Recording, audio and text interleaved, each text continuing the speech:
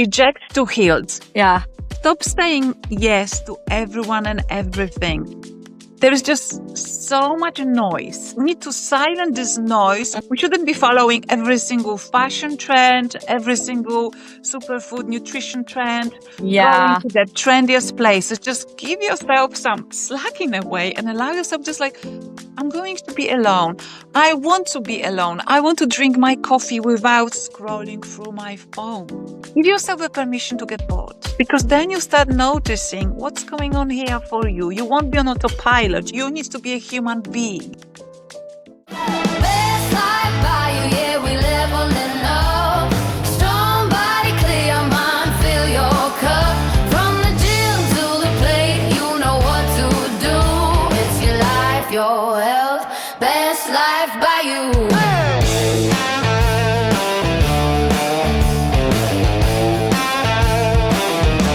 Hey everyone, welcome to Best Life by You, the podcast dedicated to helping you overcome challenges around nutrition, mindset, training, relationships, and well, all of the above. Today, we have a super amazing guest with us today, all the way in Spain right now. So it's late for her, midday for me, and especially a bunch of listeners in New York right now. I am so excited to announce with us today, Aneta here. She is a multi-talented psychologist, nutritional therapist, and a renowned hormonal well-being expert with a master's degree in her field. She is an award-winning author to Shortcut to Your Fertility, and her impactful work, How to Be Good Enough, has even been acknowledged by the royal family. You may have seen her on the BBC or read about her in Forbes and the New York City Journal. And as a highly sought after public speaker and a seasoned guest on countless podcasts and interviews, Aneta has authored numerous transformational well-being programs and articles. Through her holistic approach, she works deeply with both individuals and couples to support their emotional well-being, physical health, and fertility journey. So Aneta, welcome to the podcast. What an introduction. And I know this little brief introduction doesn't even amount to all the things that you do. So I would love to dive in to really hear about your story, who you are besides all of this, and what inspired you to, one, write these books that are award-winning, and also to go down a field that is about your overall health. So let's go ahead and dive into your story. Thank you so much for this beautiful introduction. And everyone, thank you for listening to us, and hope something will resonate and you can take it further, use it for yourself or others. So, as always, the best teacher is your personal experience. So I knew, and I've been this lost soul that's been searching always how to find my path, how to have clarity. And I knew I want to be of service. That's my vocation. But I've gone through countless health challenges. So I had endometriosis, eczema, autoimmune condition called lupus. I've also been struggling with infertility. That's just to start with. And it's been on and off until I've decided to take this into my hands, educate myself enough so I could make the choice that I knew was good for me. And this when I started over 20 years ago. I studied psychology, nutrition, detox, toxicology, and then it blended all together with the hormonal well-being when I started to work with women and then couples. And then we've realized it's not just so much the pill you pop in and not even what you put on your plate, but the mental situation. This is when it all started.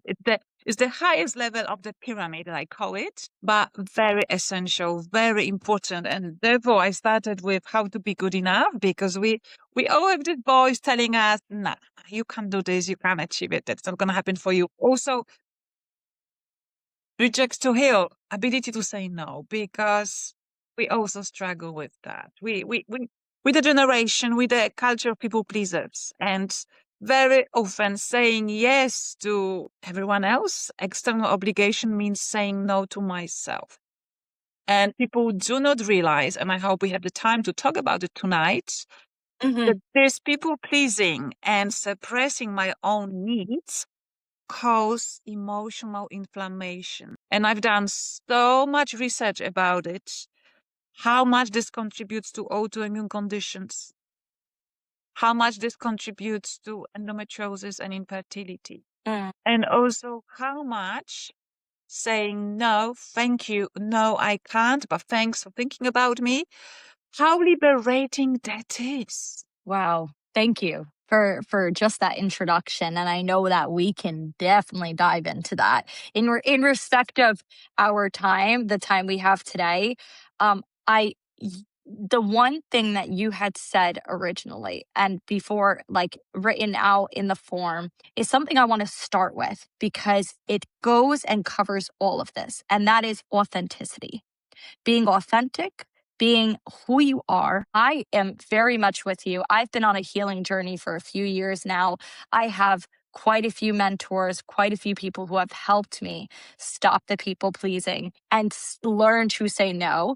The joy of missing out, I like to say JOMO, to take care of my own needs. So it starts, yes, it starts with that authenticity you had spoken about. So if you want to start there, and then what I'd like to do is dive into each of those topics. How does infertility relate? How does people pleasing relate? How does saying no relate to all of that? So if you want to cover what does authenticity, or how do you define authenticity? And then we'll go from there. So I got goosebumps when you were talking about JOMO, because this book is, some of the book is about JOMO. How amazing to miss on some sort of events, obligations, and things you really don't want to do. Very deep subject, and I will try not to retract too much, but I could talk about it for years. Yeah. But I just want to think about the audience, and simply, I would like each of us to imagine an onion. You don't have to even imagine, because I believe everyone has seen an onion, and we understand that onion has layers. And I will concentrate on the Western world. The Eastern world and the Third world countries have similar problems. They've got other situations, but for the purpose of this podcast, we concentrate on people who speak English. That's us, more privileged. That's us who, and especially those who are listening to this podcast, are those who are on the journey to find themselves, to find their purpose, to find their authenticity. Yes. And I'm not talking about authenticity in the subject of the academic research. I'm talking about the practical way of finding ourselves and who we are meant to be, and how true and real it feels to be in your own skin. So when you've got this onion, and I like to run my audience through the exercise. So you've got this onion, and we know the first few layers, when we're chopping the onion, preparing it for cooking, whatever we're doing, it may even involve emotional response. So this exercise may involve the emotional response. That's okay. That's cathartic. That's beautiful. So in our culture, we've been cultured to get the best education, get the best job, live in the best neighborhood, drive certain car, look in a certain way, dress certain brands, dine in certain places, go on holidays to certain destinations. This shows our status. Then status is to show the others what I have, what I achieved. Status means success, essentially, externally. Okay. So the first layers of the onion that very likely are not even edible, because very often when we get an onion, we just peel off the few layers and later we use the inner layers for cooking. So the first layer, I would like to think it's just my gender, it's my height, it's my eye color, it's my accent, it's the language I speak, it's my nationality. It came from the universe, it came from the stars, it came from DNA, it came from God, whatever we wish to believe in. Yes? But this doesn't truly identify me inside. Why? The next layer could be my education, because some of us are very privileged and lucky and get the education and get onto the professions we love and we're thriving and we're successful, and some are not. And some are just going for the job that brings the money, pays the bills, covers, and at the end of the month, we're fine. We have different life situations. We need to respect that. So these are the first external layers. Then would be exactly the neighborhood. Then will be the cars we're driving, There will be the homes we live in. There will be the relationship we have with the others and how we relate to them, how they relate to us in the professional and personal. But it's still, if we're taking off those layers still do not describe of who I am, what's the core. So peeling off those layers, getting closer onto, okay, this is the person I was meant to be. And sometimes it feels very scary because you kind of know, like, I don't like this certain family member. I don't want to be around them. This person is toxic. This person is sapping my energy. I don't like this job. I don't like that I need to look in certain way. You just start removing all this that has been brainwashed for many years, many decades, who knows how long. And you're very close, when you're peeling off those layers, you're very close onto this is who I was meant to be. And it's only up to you if you're brave enough, if you're willing to take the time, effort, sacrifice to start to get to know each other and start creating the relationship that's worth living and exploring. So this is what I about the beginning of your authenticity journey, that you need to get to know yourself, learn from this. Please go on. I was going to say, what would you advise somebody in how to do that? Because I will explain even personal experiences, having gone through tumultuous times to get to that. Like, I had to go through trauma to learn that I had to work on myself. So does somebody necessarily have to have a pivoting moment to peel back so that they're realizing about themselves? Or how would somebody get closer to being that authentic self? It's about peeling back. But is there anything that you recommend? Is it deep work? Is it hiring a coach? Is it going to therapy? What are some tips around that you would say to somebody that really wants to find their soul purpose? Well, I believe anyone who's listening to this podcast, it's already on the journey. It's already peeling off. They're already peeling off. They're peeling back. And it's very different. Like, as you talk, people who I met in my life, people who have gone through a lot of trauma, personal experiences, these are the healers. These are the healers. You're probably a healer. That's your destiny. That's your vocation. That's your life purpose. Many people don't have to be the healers. They just need to be true to themselves. And I've traveled so much, and I'm so grateful for this traveling, but I've met all sorts of people, some very simple people working in the fields, and they were so authentic and so confident because they were true to themselves. And they've never read a book. They never had a chance maybe to read, to learn. They've never had a chance to meet a healer or work with a coach. So it doesn't matter, because I wouldn't like to make out of it, okay, that's another business, that's another budget I need to have. The idea is to get to know yourself.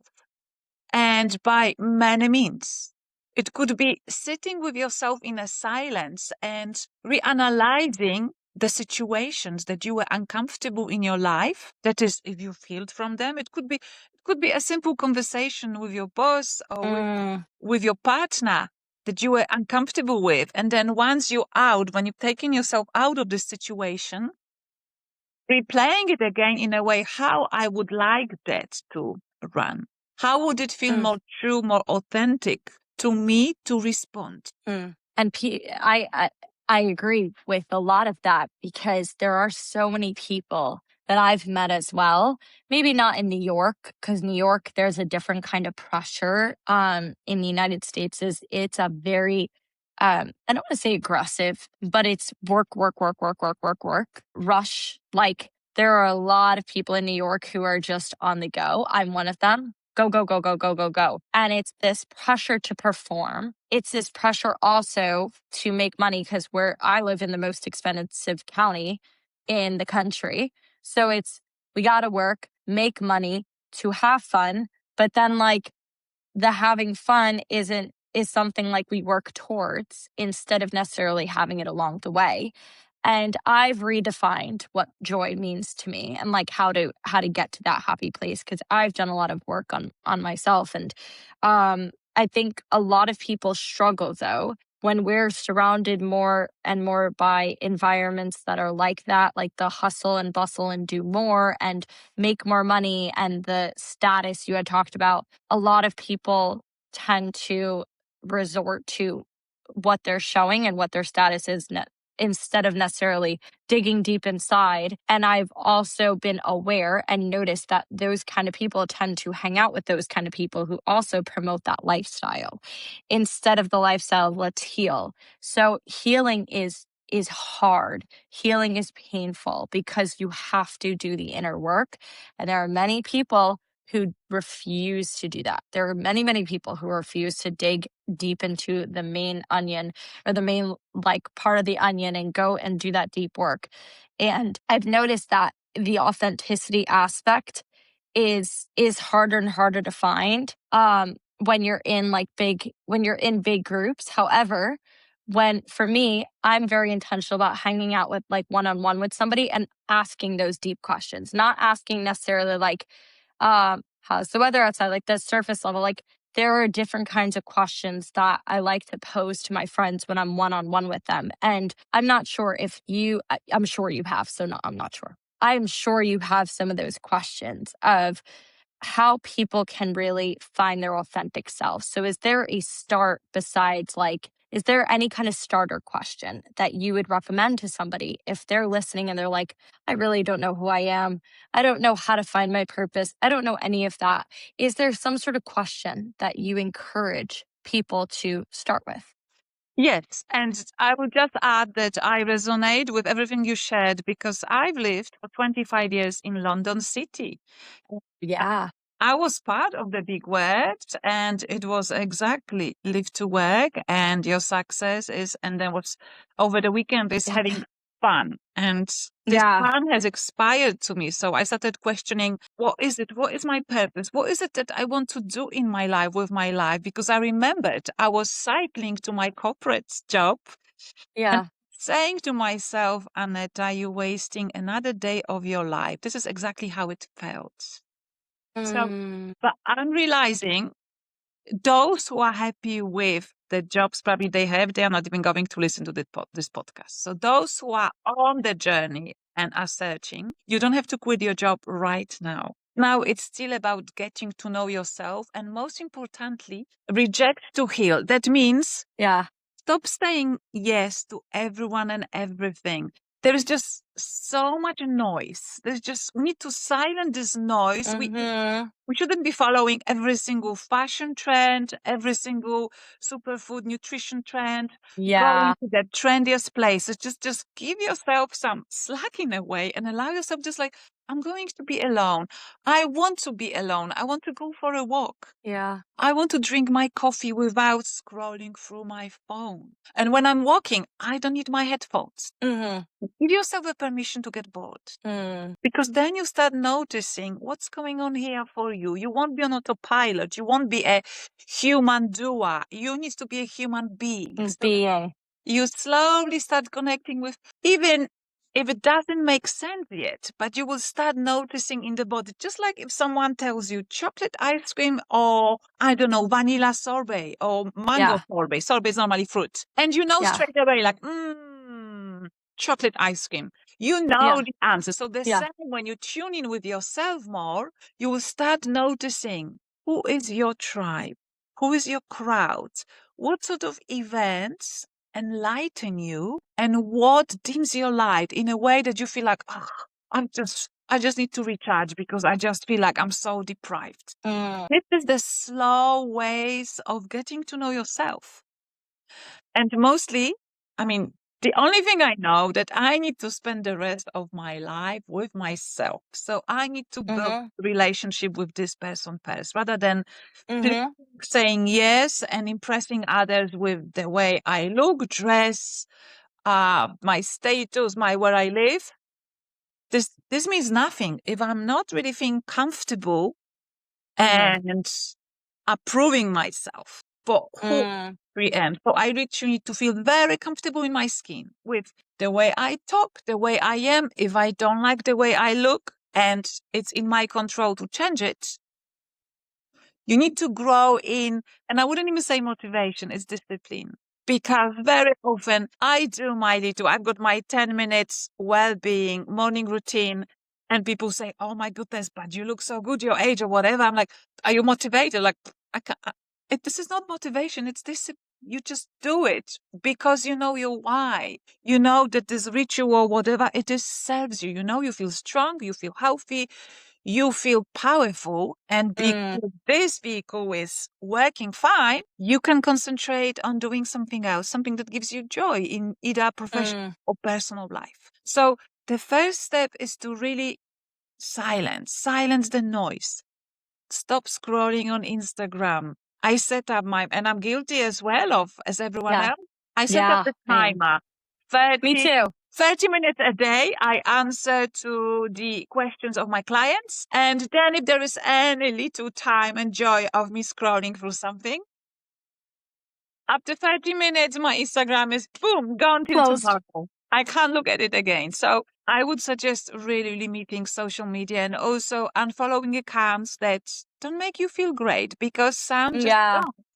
Some just makes you feel like I need to compare myself, and that comparison always comes that I'm worse. True. Wow. You and I are very, very similar, because everything you're saying, I've talked about discipline, motivation. Like, you have to have your why. You have to establish it. I have a book out too. It came out about 2 years ago. It's called The 7+ Lifestyle. And I talk, the main thing is like habits. Thank you. I talk about habits. I talk about finding your why, your environment. All are the foundation before nutrition, training, and sleep is also one of them, and hydration. All those other things at the bottom need to be concrete, and then you can go ahead and build upon everything else. Because I say this, you can have an amazing diet, you can be eating well, training, but if your emotional health, or you're just continuing to pour out to people, you're not going to be holistically well. It's not going to happen. So you have to be able to discern those times, what is draining you and what is filling your cup. And over time, you've known this because you had said, even in your history, like, of life, you've learned, like I'm learning, there are a lot of things that I no longer am saying yes to, that I would have said yes to in the past because I felt obligated to do it. If somebody does not fill your cup, or if it's not necessarily the environment that you want to be in, and I'm talking like a consistent environment, you want to be in a one-time 30th birthday party, a one-time 50th birthday party, okay, go here and there, it's a one-time commitment. But the things that maybe it's a friend group, or maybe it's a community that you've been a part of and you've outgrown, doesn't mean you need to cut them off. But if you're realizing that your cup is not being filled from it, it's okay to step back. Not to say you can never step back into it, but you can step back from it and say, you know what, this might be the time I need to say no to this and take this time for myself instead. So I really appreciate the fact that you've taught people and you're teaching people the power of no. And the other big aspect you had said, we talked about authenticity, and now we're entering a little bit more into the depth of authenticity and the power of no. How have you seen that help women who struggle with infertility, and even people going through menopause? So how does that connect with one another in helping women and families get fertile through this? So big factor of infertility is people starting to or deciding to have family later, which is age, which is environmental toxins, which is processed food. Yes, but this aside, we know about it, and we could talk about it on different subjects. But what's fascinating and links to what we're talking about tonight is I've realized, and I worked with hundreds of women, couples as well, who struggle with infertility, and it's through autoimmune conditions, PCOS, polycystic ovarian syndrome, which has now changed the name, but I saw that, yeah. Exactly. Autoimmune conditions, endometriosis is, and listen to that, it's the pattern. And the pattern is, it's very likely the eldest daughter, very independent, very self-efficient, and self-efficient in terms of I can do it myself, but also very self-efficient emotionally. is this type A woman, very successful. She's always staying there in the office few hours later because she was given something else to finish because she's capable, and she always says yes. I've just years after years, over 100 women, I would just ask, are you the only child or are you the oldest daughter? It's incredible. And this is when I started digging into emotional inflammation.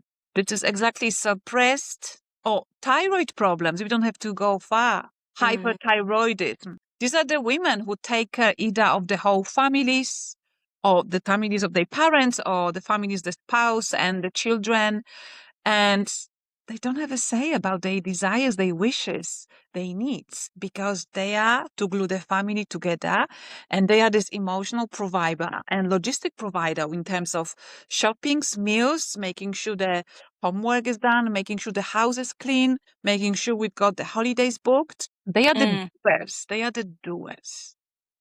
So it's unbelievable that it actually starts from Family. From family, from our upbringing, from not letting ourselves go because they are Go ahead, finish. because they are the expectations of the parents, of becoming somebody certain, or taking care emotionally of our family. Very often children, and it's very often the eldest, takes care. Every family has got some dysfunctional element. Every single person I met on this planet. There is not like rainbows and unicorns, maybe from the outside. So there is always certain family member who is taking care of everyone else emotionally. I have to add on that. I heard a response to a study that was done that no child has the same parent in their upbringing, same parent, but experience. Now, for me, I don't fit in that because I'm the middle child and I'm the one who left the house at 17. My older sister, younger brother still live at home. I'm the one who has been taking care of myself, being the independent girl, go, go, go, working all the time. The path I chose is very different, but I think the expectations that I'm held are very different than like my siblings. Knowing my sister is all the one who tries to plan and she's good about planning, but emotional capacity, we talk about maturity, we're at different emotional levels. And I do believe we all interpret things that happen in different ways. But I also have again, every family has dysfunctions. I wanted to do it on my own and relearn a bunch of behaviors that I wouldn't take into my future. Things and patterns I saw growing up where I'm like, I want to pull away and relearn from trained therapists from this of how to grow. So I've been out over 13 years now, and I've gone down a whole different path that my family was like, didn't even know that I could do or exist. And there is part of that. My siblings are so strong in their own way and whatnot, and my sister is too. I think when it comes to responsibilities, my sister does take care of a lot of the family stuff, but I have a lot of different pressures. But I get reminded by my family, well, you chose that path to do that. You could be living at home, but you chose that path. And so there is this pressure of like trying to prove that I can continue down this path because I left the house and I can do this path on my own and be successful. So there's pressure in that. And my sister and I are both quite independent. And I think it's like, I tend to get wrapped into this middle child thing of like the forgotten one.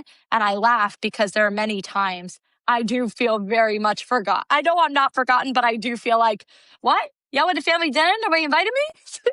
It's kind of comical of the middle child syndrome that I feel like I do have.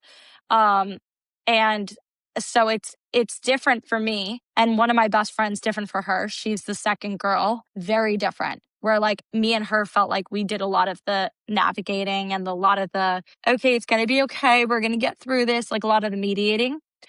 And I grew up in a healthy family. I grew up with a mother, father. So it's interesting to hear that it's like eldest child. I also wonder if it's more like being not just the eldest child, but like the daughters in the family if they receive different kinds of pressure. And that's also something else that might be done. It's just sharing my own personal experience, hearing this. And I'm like, people think I'm the oldest daughter all the time. They think they're like, you're the oldest one, right? Because you're the one on your own and stuff. And I'm like, no, it's just situationally, it's been different. But when you're explaining that, thank God I don't have any of those. I don't have PCOS. I don't have endometriosis. But everything you're explaining, I'm like, I kind of fit in that category. Like, I fit in that category too. So it's scary. It's scary. I just wanted to intervene and just say that, like, I know a lot of women who are also in their like middle children or younger children who actually take on the pressure of other of what you're explaining. So it's so interesting that like that tends to be the number, the statistic, I guess. Yes. Well, Yeah. middle child's role, it's tough. It's tough. Because, and I've worked with middle child, I dated middle child, I've got middle Yeah. sister, and it's hard because you're not the first one doing something, you're not the family baby, and you're just like somewhere in between, and you want to be seen. So you want to be seen Yes. either through hyper independence or through antics. And it's just, Yeah. you might be bouncing from one to another or being very dependent emotionally because you just want the attention. We all want attention. Yeah. It feels So good. true. So true. We try anything that works. But also, there is a lot when it comes to women. There is the ancestral trauma. Women in your family line, what they have gone through. If you ever had a chance to actually know Got it. what before your grandmothers, what lands, what wars they had to fight, famine. Women they had it harder or tougher in a way than us, right? So we Yeah. can't, because think how mind-blowing is the fact that you were in the womb of your grandma, because when your grandma was pregnant with your mom, and as soon as this embryo was shaped into a female, this female already had you because she already had her eggs. You were in the womb of your grandma. So her physical, emotional trauma is passed on the generation. Your mom had the trauma of her grandma. And this is like every third generation. Wow. This is mind-blowing. So we've got Yeah. decades, centuries of the family trauma. And it could be that you're the one who are to heal that family trauma because your sister is doing something else. It could be very likely, like, your family would say, but you chose this path. But I'm sure now with you having done so much self-development and growth that you know that you couldn't otherwise.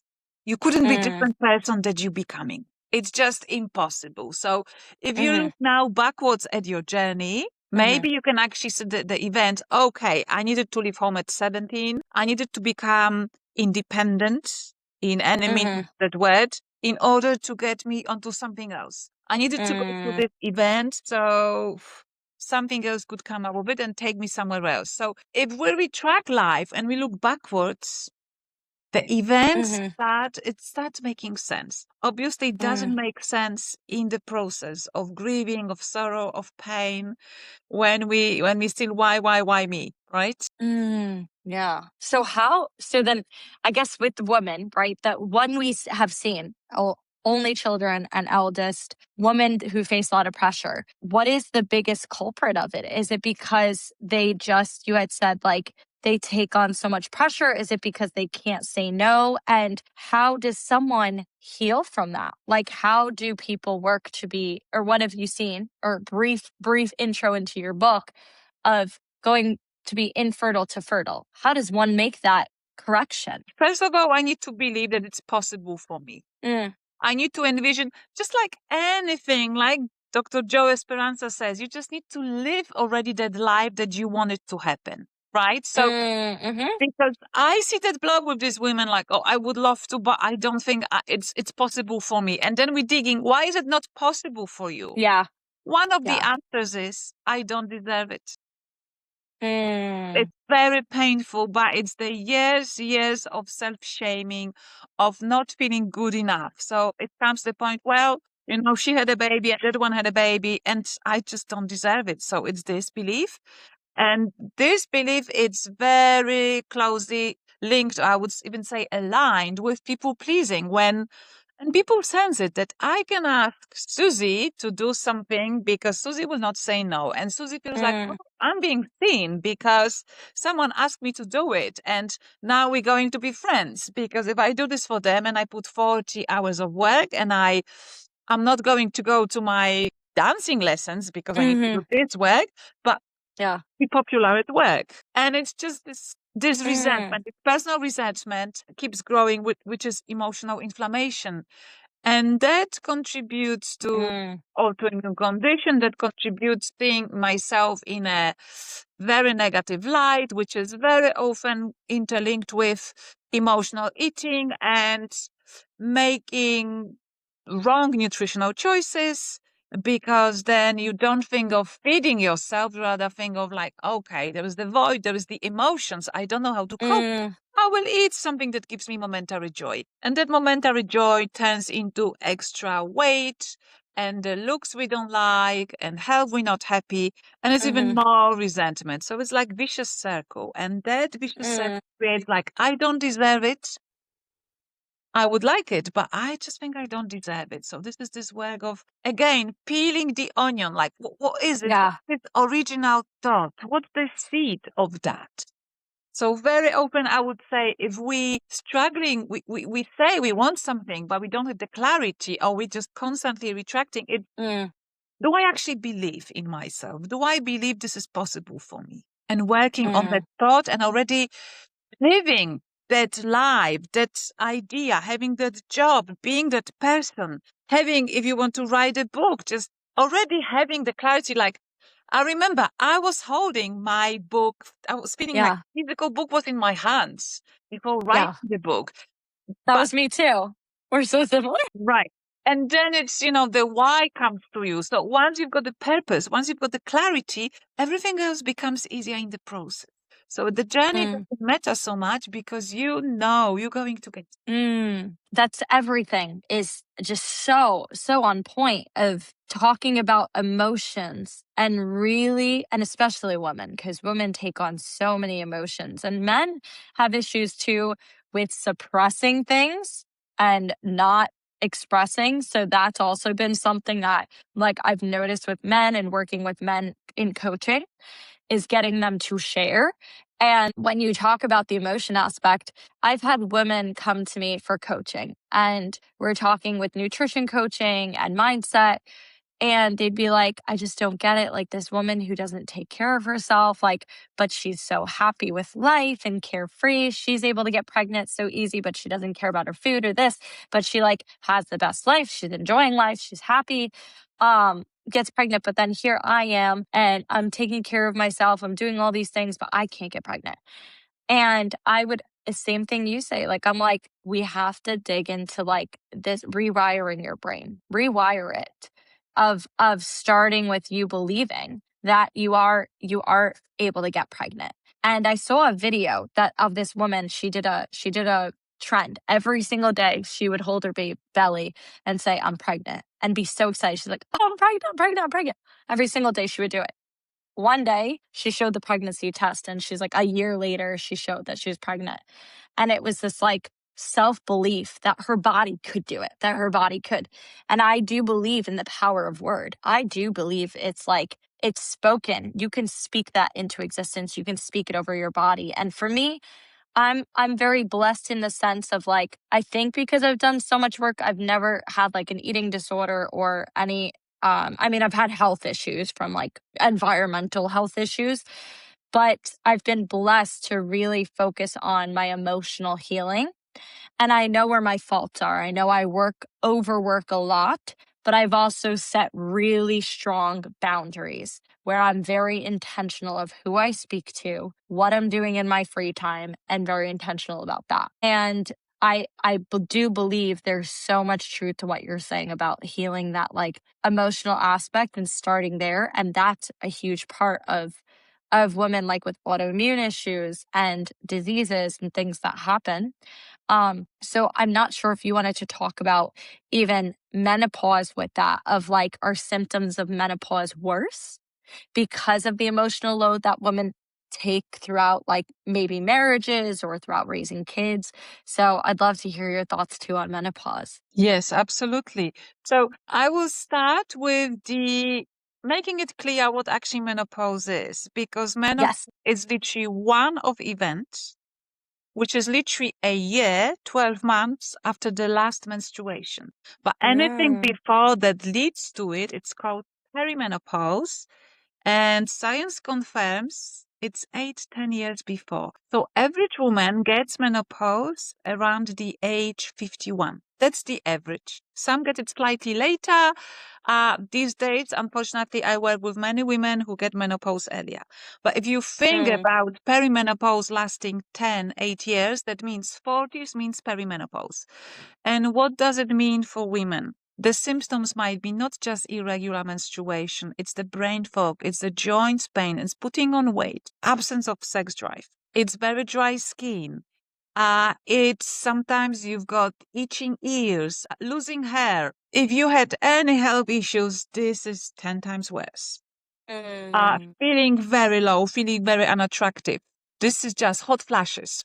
Night sweats, having no energy, no motivation, and very often feeling depressed and anxious. So these are just the basic symptoms of menopause, perimenopause. And I've noticed that those symptoms are much worse for women who haven't done their work in the 20s and 30s. It's the physical well-being, it's eating the best I Mm. can without obsession, but trying to eat the least processed I can, the best food I can, taking care of your body, moving the body, investing in your sleep, not overdoing the processed food and alcohol, drinking less than 5 coffees a day, hydrating, just the basics. We're talking about just the common sense health, well-being, and nutritional advice, but also the mental journey, that either it's a spiritual or looking after your mindset. It's very important because this also contributes onto how you're going to go through your perimenopause. Also, what Mm. I noticed, perimenopause, which hits women in the 40s,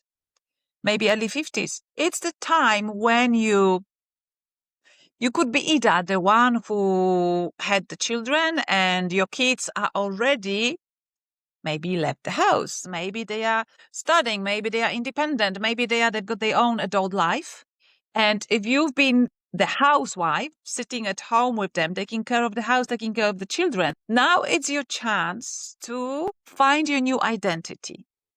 And I always say when I see clients at that age category, and first we start just with the perimenopausal work on the nutritional level, on the hormonal level. But then as soon as this starts improving and they feel more empowered, then I start digging deeper. Okay, let's look for your new identity. And some are very resistant, some are very open, but they all feel the fear. But how can I do it? Of course you can do it. You've done so much already. You actually should feel more empowered because you've got your age wisdom. You've got life experience. Yeah. And I get them to practice that saying no. And I get them to practice like, okay, what is your biggest dream that scares you so much, that outgrows you so much that you actually think it's impossible? Because if it's something in the comfort zone, it's literally boring. It's just so easy. So I get them to fight, but I want this dream to be realistic. And I want them to, when they talk about it, I want to see the excitement. I want to see the goosebumps. I really want to feel like I really want it. And then we work on it. So I always find like menopause is a beautiful time of life when you've got the chance for the rebirth, because you no longer give a fuck about what people Yeah. say about you, right? It's just, I don't care. And Yeah. you're able to express yourself without filters. You should really, midlife is the time when you should really not worry so much about what the others will say about you. This is really the time we're realizing the life is becoming shorter, not longer. And many people in our life are no longer. We still have the privilege. We still have the privilege to be here. We still have the privilege to learn, share, and continue becoming. Becoming is the journey to authenticity. That's so beautifully put. about the rebirth, and I've coached quite a few women in their through menopause, and you explain those symptoms so on point, because not all of them. I have some who are thriving and doing really well, and then I have some who you had said it's like depression, anxiety, the weight gain. They're not sure what they're doing. And some of them going through divorce, and they're like, what's going on? Like, I'm learning this about myself, or things are changing. There's a lot of truth to the women's bodies that people, one, are not well versed in or well studied in, that we're learning now how women are acting and what's going on with hormones. I mean, most women don't even know they have 4 cycles in a month. They have no idea. So my first thing is teaching women about their 4 cycles and what that means. And I'm like, we're not taught about what is perimenopause, what is menopause, what does this cycle mean? And I would have friends be like, why am I psychotic? Like right before I get my period, they're like, it doesn't, it's like, it's routine. I'm like, oh yeah, that's your luteal stage. Yeah, that's like 10 days of craziness. And then you get your menstrual cycle. And then you have 3 days of pure happiness in your follicular stage. And then you have ovulation where you want to have a baby. It's like, it's a whole cycle that even I've educated men on this for their women so that they're aware of what their women go through, that it's not just stagnant every single month. And it really comes down to lack of education on women's health, which is so funny. It's like out of the other sex, we've spent so much knowledge on knowing men's health, but not women's, and like just applying whatever men go through to women. So I love that you're able to explain these symptoms and these things that women go through so they don't feel like they're crazy or they're like that it's something they can control. Because a lot of hormonal things you cannot control. And I've tried it.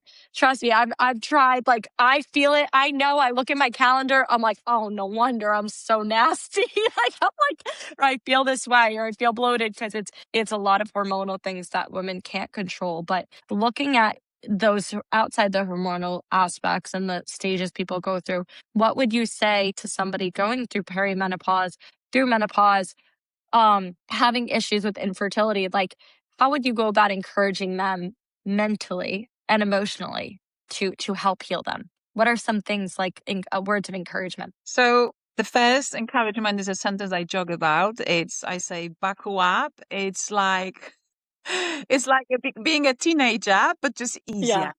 Easier in a way because you know yourself and you can Yeah. learn how to accept. When you're a teenager and you're going through all the moods and everything else, roller coaster, you've got no idea what's going on because you haven't had such experience in life. Whereas Yeah. perimenopause, there's a lot of roller coaster, but you can educate yourself. So I would just say, get to know your symptoms, educate yourself, and seek help, because very often, and I had countless numbers of patients who they were feeling depressed, they were depressive, and they got antidepressants. And all they needed was a gentle form of estrogen. Because when estrogen drops, this is what happens. We don't know, we've got no idea how much estrogen is responsible for our mental health, for our mental state.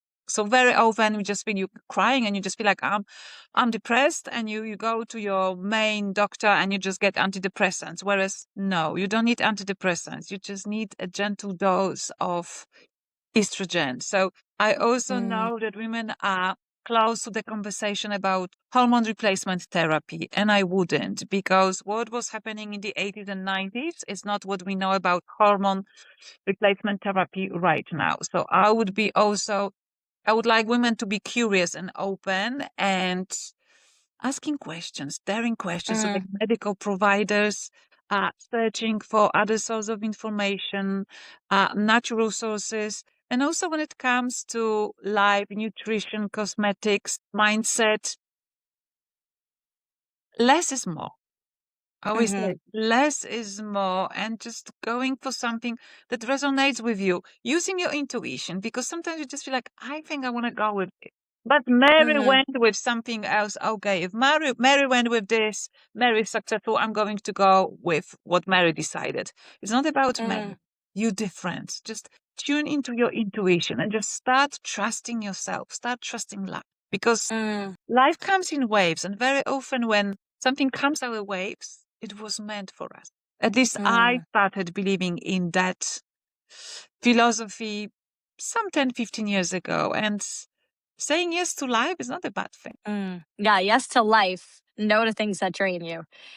I had just a couple more questions when you talk about hormone replacement therapy, because actually, I'm kind of glad you brought that up, because there have been many women who've come to me. They're like, what are your thoughts on hormone replacement therapy? My doctor tells me I need to go on it, that it's going to be the thing. So how would you explain to somebody what hormone replacement therapy does? And we had said knowing your body is a good alternative, but how would you explain to somebody what that is and maybe an alternative or maybe questions to ask your doctor instead? Okay. So I think now everyone understands menopause, perimenopause, or heard about it. And women at a certain age, when at least their menstruation is irregular, they just think, okay, something is off. And very likely they may go to their doctor with few symptoms. And with all respect to medical system, I just know they are underpaid and understaffed and everything else. Very often the conversation takes 2 minutes. I will prescribe you estrogen and progesterone. And this is not, please don't agree to this conversation. You need to be checked. Okay. So you need to have the blood test run just to see where you are. It could be also saliva test. So depends where you are, depends on your resources. Don't go for, okay, I'm going to give you this and that based on those symptoms. It's just not how it works. And you need to really be aware of when was your last menstruation, what are the symptoms and everything else, what are the side effects. Have you ever been on contraceptive pills? Just all these questions. What's going on for you? Have you had any blood circulation problems? Any autoimmune conditions? Sugar, blood sugar tested, because blood sugar and diabetes goes in pair with menopause and with lowering estrogen. There's just all these things. I would just say, do your little research, and then with your medical provider, don't just be a subject to, okay, let's just do the test on you. Okay. No, you need to feel safe. And that safety comes with actually someone testing the level of your hormones and asking you a few questions. Maybe at least ask to be sent to endocrinologist or gynecologist or some women menopause, perimenopause specialist, not just a first doctor who just wants to give you HRT. It's just, please don't allow that to happen. Thank you. Thanks for diving into that, because it's true. I've been in I will give a quick little story. Years ago, and people on this podcast know, I lived in black mold. I had mold toxicity. I didn't really 100% know that I had it. And I went to my primary care doctor, and within the first minute, she's like, you seem very anxious. Like, you want to go on an antidepressant? And I was like, no, I'm trying to figure out like what's going on. I'm sick all the time. I'm coughing. I have like eye twitch. I lost feeling inside my face. She's like, oh, sounds like you have really bad anxiety. You know what? Let's put you on a low dose, see how that goes. And I was like, no, I don't want to go on any antidepressants. I think there's something else going on with me. And she was like, well, we can do blood work and see. But she's like, everything you're describing sounds like anxiety. I was admitted to the hospital because I couldn't breathe. The hospital also was like, it's just anxiety. I drove an hour and a half away to somebody who's a homeopathic doctor and a naturopath. She looked at my blood work. I told her, she really wanted to learn my story and learn what happened. She's like, sounds like you have mold toxicity. And I was like, yes, that would make sense. And she's like, let's go ahead and assess these few things first. No medication, no nothing. She listened to me. She said, this is what it sounds like to me. And she's like, but the medical industry, a lot of them will just label it. And again, they are amazing for helping people. The hospital, if you are life or death, hospital's great for you. If you have these little issues, probably not. Probably not. If you have a broken bone, hospital. There's different areas I believe people should be sent based on certain issues, that instead of just, you need a pill for that. And I've met women on hormone replacement therapy that don't want to be on hormone replacement therapy, but they're like, well, I don't know what else to do, because that's what I had multiple doctors tell me to go on. So again, not discrediting that, But I feel like that point you said about really getting the blood work done, testing your levels of hormones, explaining your symptoms, writing it down, and seeing someone who's a specialist with that, not necessarily your general doctor. So I appreciate you for that, breaking that down, because there's a lot of women who are unheard and misdiagnosed, and they go on with issues and pain and everything without any kind of help. So yeah, I mean, I'm sure you've seen it. Let me just add that Yeah. I'm trying to make sure this sounds very diplomatic and neutral, because I've got all respect for the medical system, and I'm from the family of medical system too, that conventional medicine is to treat the symptoms, not the root cause. This is just what conventional medicine is for. So as you said, they will save your life, and broken arm, leg, and everything else, yes, complicated pregnancy or delivery, the things for it, right?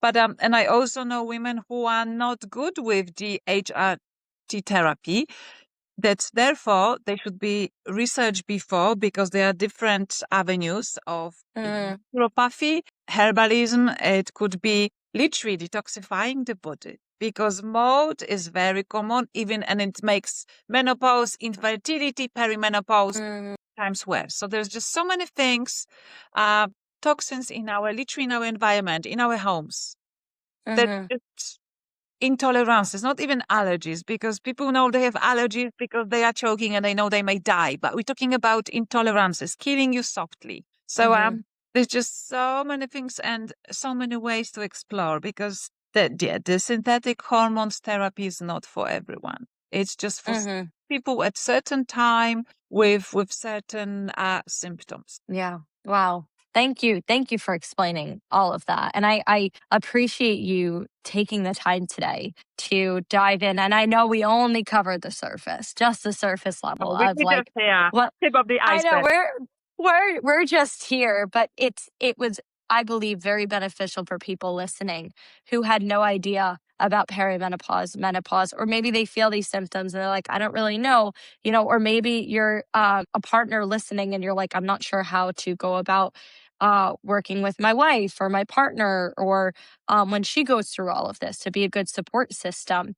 And so it did cover the education aspect. So I always like to wrap up the podcast with asking you particularly, what does living your best life look like to you? Personally, living my best life is to be true to myself. So if I can sleep at night because I know this is the life I want to live, and also because of my vocation of helping others, I've helped someone today, either through a consultation session, either if it's through a smile on the street, I've done okay.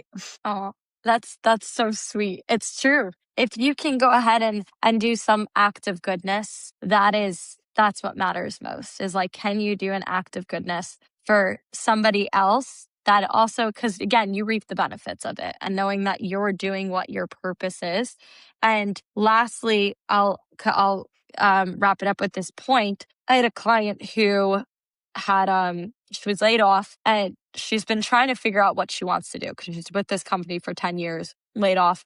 She's like, I don't really know what I'm passionate about or anything. And we do personal training together. And I would always ask her questions about like, what do you do on weekends? What do you do here? And she loves festivals. And I was like, because you always talk so passionately about these things. And she's like, yeah, but I don't know if that's my purpose. I don't know if that's it. But the way she lit up when she spoke about that, I was like, we have to find something in this field for you, even if it's for fun, even if it's a part-time job, even if it's like a side hustle thing. There has to be something here, because you are way too passionate about everything, the logistics of it, explaining how sets work, that I'm like, this is a good way for you to start. Even if it's a couple hours a week, figure out how you can get involved. Use people around, network, use LinkedIn. And so for people listening, I know Aneta and I have been very blessed and fortunate to figure out our paths and what we want to do and how we're helping people. But if you're somebody listening and you're like, I'm not that happy in my job. Some people love their jobs and that's amazing, but some people are not. Some people feel like they're on a lost path. And if you do feel like that, take some time with yourself, see what you're very passionate about doing and what you light up talking about and what excites you. Maybe it's working with kids. Maybe it's volunteering. Maybe it's being around animals. Maybe it's being around kids. Maybe it's cooking. Maybe it's baking cakes. Whatever it is, see if you can do something at least 1 hour a week to do that passion of yours so that you can become that healthier version and start healing yourself and become emotionally well. So would you say that's pretty fair, Aneta? That's pretty fair. And also learning acceptance and finding something that gives you joy in your current life position. Gratitude for what you have. I know it's not always easy, but neurons are flexible. Their brain cells, we can reshape them. We can work on neurons plasticity. So if every time I say something negative about myself, my life, I've got the game. I need to say 5 positive things about my current life situation or myself. Because then your brain is wired onto seeing and attracting positive things in your life. I love that. It's true. I'm all about gratitude practice. I have an app out, and my app every day, we talk about at the bottom, what were your wins? What are your goals? What are things you're proud of? And that on my app, clients fill out just to put themselves in a better mindset for the next day of like, wow, actually today was a good day. Like these were my wins today, and to help people better their mind. So I really appreciate you for taking this time to be with me and speak. I know, again, we're just at the surface level. This conversation can definitely go deeper, and I'd love to have you on a future episode to talk more just about even your books. But for everybody listening, I will include all Aneta's information below, her website, her book, links to her books, all of that, so you guys can get to know her and her practice. And everybody, I hope you continue to keep living your best life, and I'll see you next week. Thank you so much for listening to the Best Life by You podcast with yours truly. I hope you go ahead and subscribe on YouTube, Spotify, and Apple Podcasts, and stay up to date with all the latest information. You can also follow me on Instagram at Julia_BestLifeByYou for more humor, podcast information, and all the above. I hope to see you soon, and let's continue to keep living your best life.